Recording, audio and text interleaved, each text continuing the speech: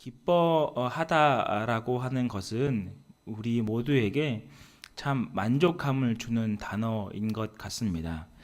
왜냐하면 이 기쁨과 즐거움이라는 것은 우리의 상태를 나타내기 때문입니다.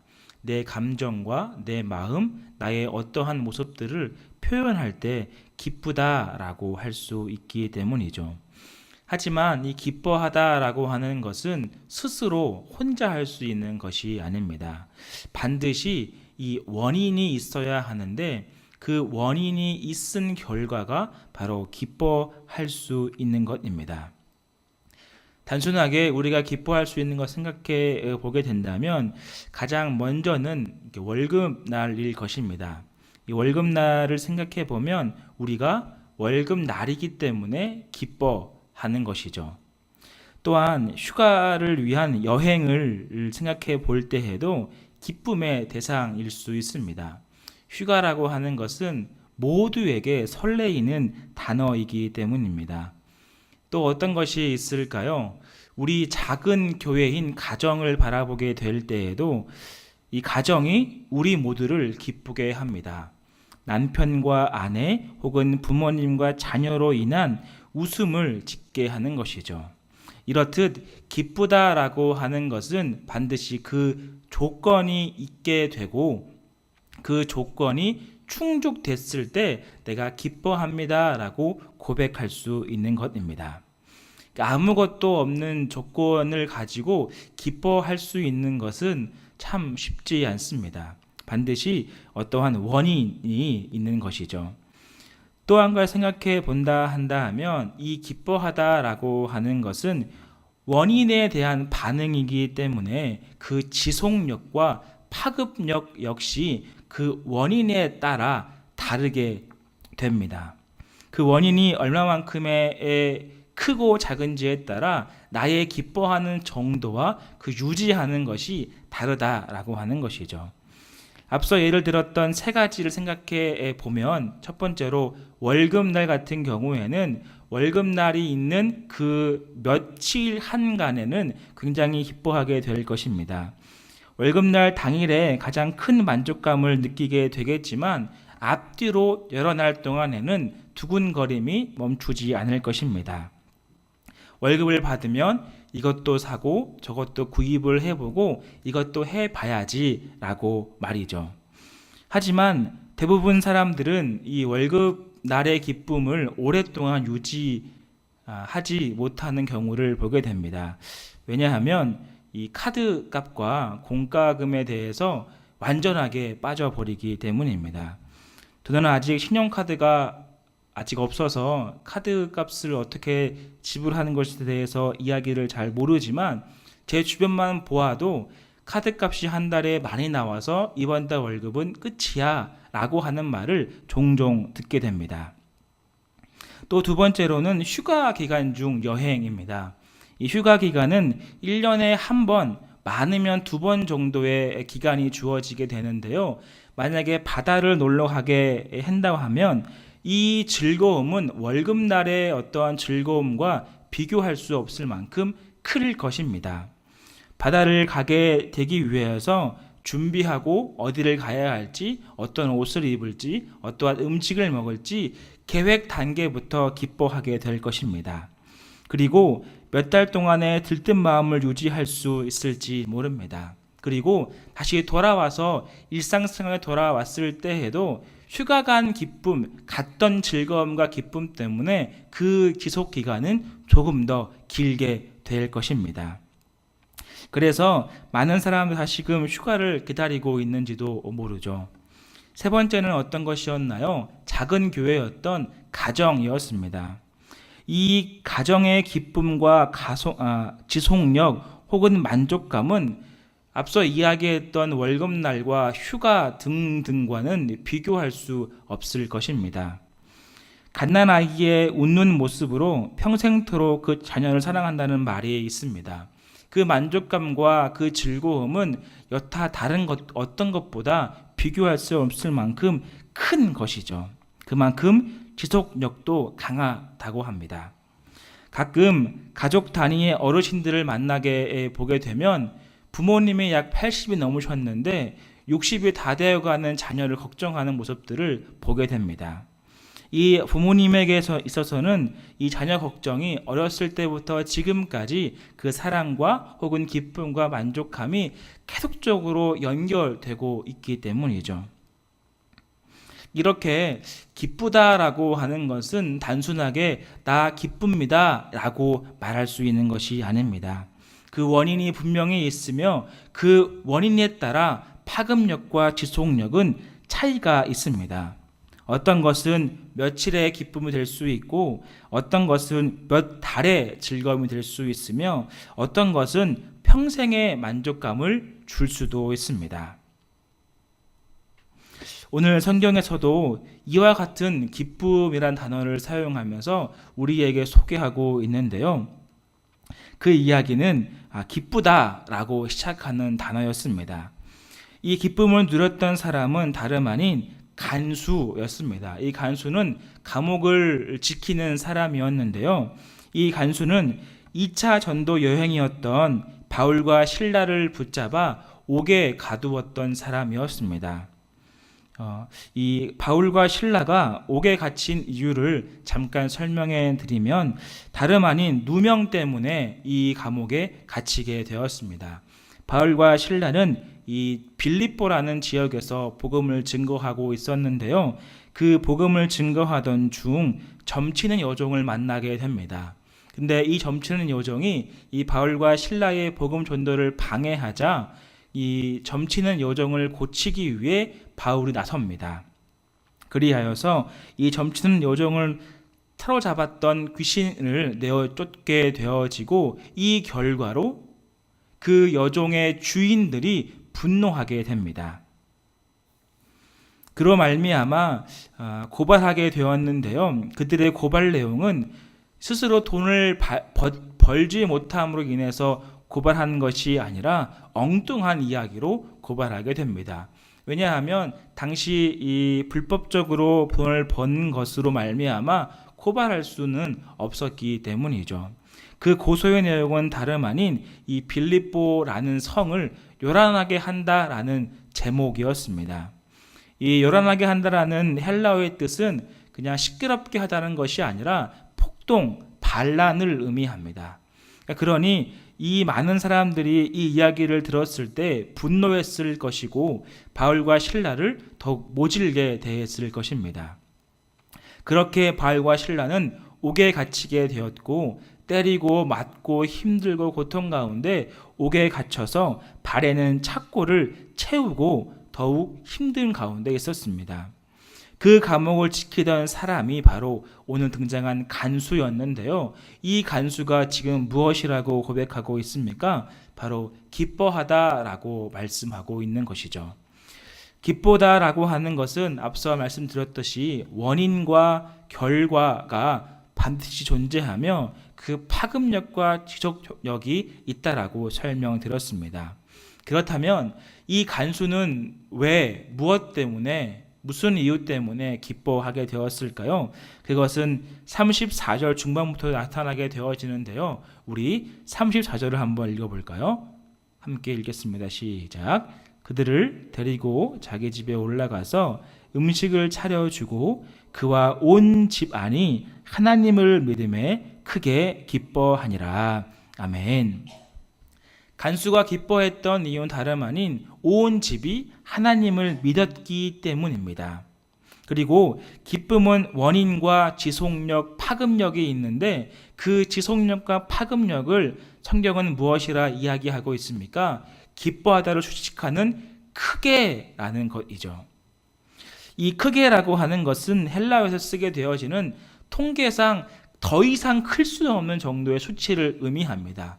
우리에게 매우 많다, 매우 크다, 더 이상 클 수 없다 정도의 의미인데요. 그 기쁨의 정도와 강도, 지속력이 크다라고 이야기하고 있죠. 왜냐하면 하나님을 믿는 사람들이 나와 그리고 그 가정 온 집에 퍼졌기 때문입니다. 하나님의 구원을 선물로 받았기 때문이며 예수 그리스도를 이제는 주님이라 부르기 때문입니다. 그리하여 그 경험하는 즐거움과 기쁨은 이루 말할 수 없을 만큼 크게 작용하게 되었고 간수는 이를 가리켜서 크게 기뻐하였습니다 라고 성경은 고백하였습니다.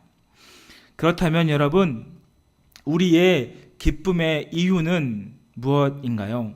그리고 기쁨의 이유는 어디에서 찾고 계십니까? 그리고 그 기쁨은 얼마나 유지하기를 원하시고 어떠한 것을 바라보고 계십니까? 예수님이 나의 기쁨의 이유가 되고 계십니까? 혹시 월급날의 기쁨처럼 주님을 생각하고 있지는 않으십니까? 삶이 힘들어서 잠깐은 위로와 즐거움을 얻기 위해 떠나는 휴가 여행처럼 주님을 그렇게 기쁨 찾고 있지는 않으십니까?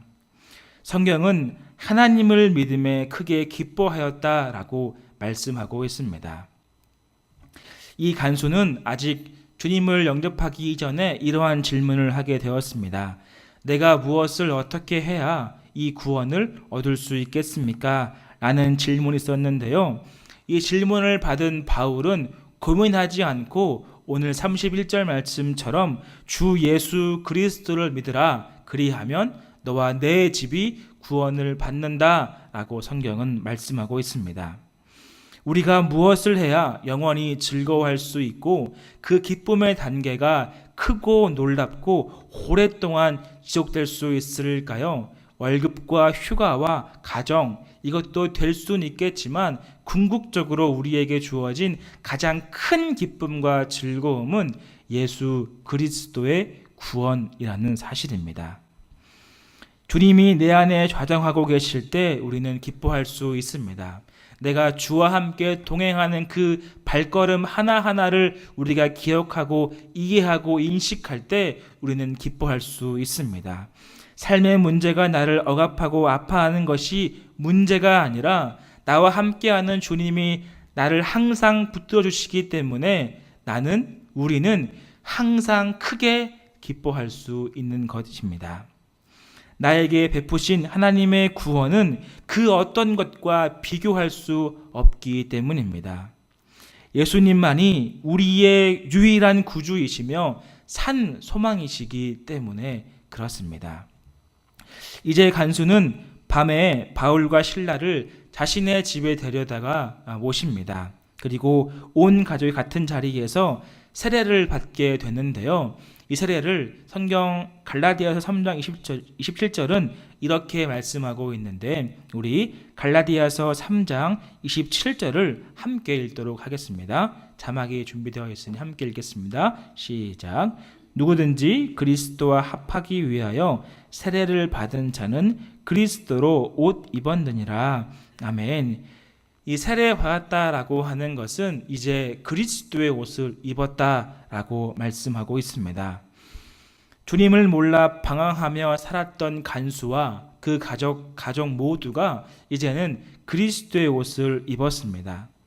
기쁨을 누리고자 했지만 잠깐의 기쁨만 누렸고 영원한 기쁨을 누리지 못하였던 이 간수는 예수 그리스도를 만나 영원한 기쁨을 누리게 되었습니다.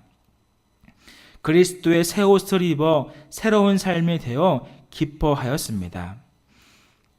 쉬운 예로 우리가 새 옷을 입으면 기쁘지 않으십니까? 마찬가지로 이 비교할 수 없을 만큼의 예수 그리스도의 옷이 우리를 뒤덮고 있었고 그 옷으로 말미암아 우리 모두는 기뻐하게 되었던 것이죠. 여러분은 어떤 옷을 입고 또 어떤 즐거움을 누리고 계십니까? 그리고 누리기를 원하십니까? 때로는 우리의 잠깐의 고난과 아픔이 나를 힘들게 할 수는 있습니다. 하지만 궁극적으로 우리가 바라보아야 하는 것은 문제가 아니라 환경이 아니라 오직 예수 그리스도라는 사실을 기억하시길 바랍니다.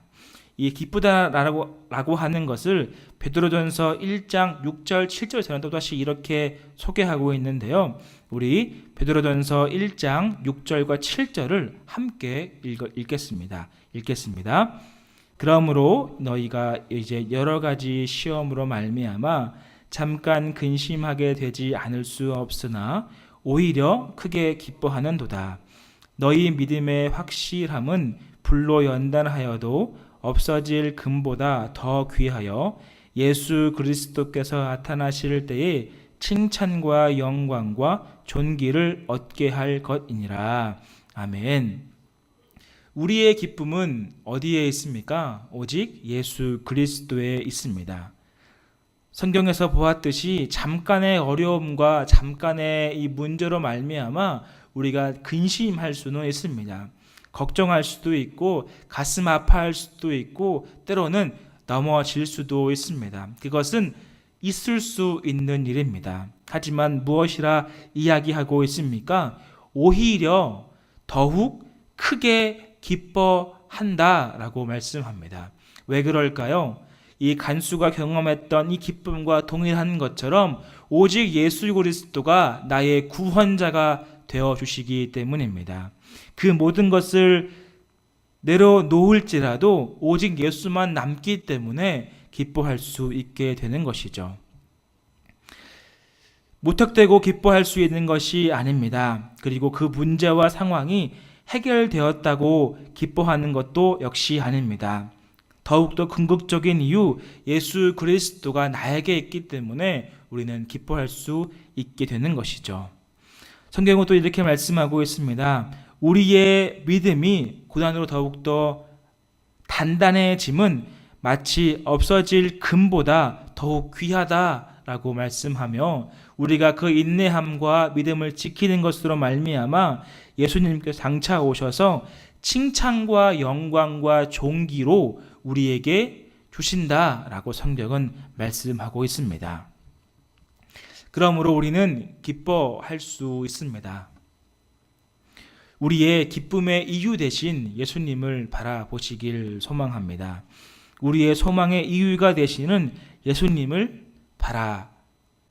바라보시길 원합니다. 즐거움의 이유를 어떤 대상이나 어떠한 것을 찾는 것이 아니라 오직 예수님으로 말미암아 만족함을 얻는 우리가 되기를 바랍니다. 상황을 보게 되면 해결할 수 없는 것들 투성인 것이 우리의 삶입니다. 간수 역시 그랬습니다. 간수는 이 감옥을 지키는 자이기도 하고 또한 죄수를 지켜야만 하는 존재였습니다. 만약 죄수가 탈출하게 되거나 죄수가 어떠한 상해를 입게 되어지면 그 모든 책임은 그 간수에게 있었습니다. 우리가 읽지 않았지만 바울과 실라가 옥문이 열리고 나서 이 간수가 긴장한 나머지 다가가서 이 바울과 실라가 없어진 것을 본 것은 아니고 없어진 것과 같은 느낌이 들어서 자신을 해하려고 했음을 또 보게 되어지는데요. 상황만 보면 이 간수에게 입장에서는 아무것도 할 수 있는 것이 없었습니다. 해결할 수도 있는 것이 아니었고 잠깐의 고통과 근심이 아닌 어마어마한 근심이 그에게 다가왔을지도 모릅니다. 하지만 하나님의 인도하심으로 바울과 실라를 만나게 되었고 이 죄수 또한 이 간수 또한 죄수가 탈출하여 경험하게 되어지는 모든 아픔과 고통을 면하게 되었습니다. 바울과 실라가 옥에서 나가지 않았기 때문이죠. 오히려 이 일을 통해 예수 그리스도를 영접하게 되었고 자신은 물론이거니와 온 가정이 주님을 바라보게 되는 놀라운 경험을 얻게 되었습니다. 잠깐의 근심과 고통이 우리에게 있을 수는 있습니다. 하지만 이 일로 말미암아 오히려 크게 더욱더 기뻐하게 되는 것이죠. 왜요? 예수 그리스도가 나의 구원자이시기 때문입니다. 이 간수는 그리스도의 새로운 옷을 입어 영원한 즐거움에 동참하였습니다.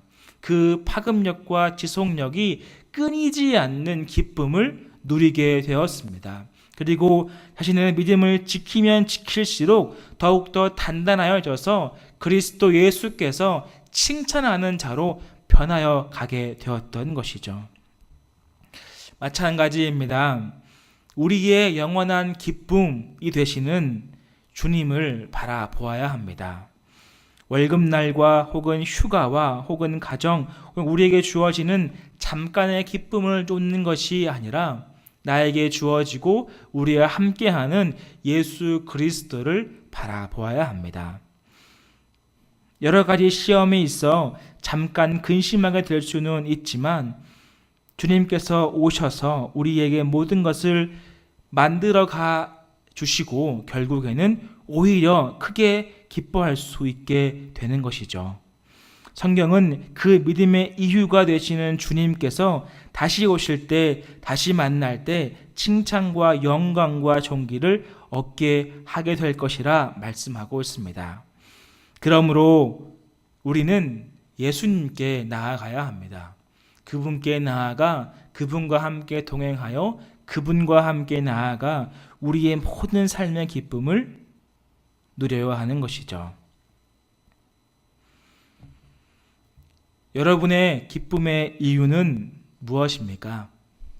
그리고 무엇으로 기쁨을 누리길 원하시며 어떤 것을 찾고 계십니까? 맞지 않는 옷을 입기를 원하십니까? 아니면 잠깐의 고통과 근심으로 말미암아 주님을 원망하고 계십니까? 바라기는 예수 그리스도가 나의 이유가 되시며 그 산소망의 주님과 함께 영원한 즐거움을 누리는 우리가 되기를 주님의 이름으로 축원드립니다.